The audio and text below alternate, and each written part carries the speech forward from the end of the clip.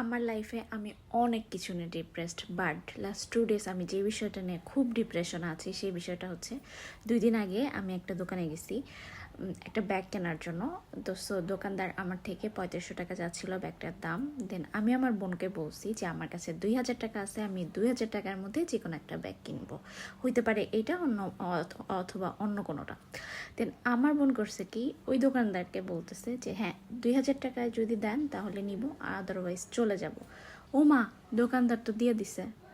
এরপর থেকে তো ব্যাগটা আনছি, আয়না তো বাসায় ফেলে রাখছি, তারপর থেকে আমার খাওয়া দাওয়া ঘুম সব কিছু আরাম। ব্যাটা একটু বার্গেইন করবে না? একটু তো বার্গেইন করবে নাকি?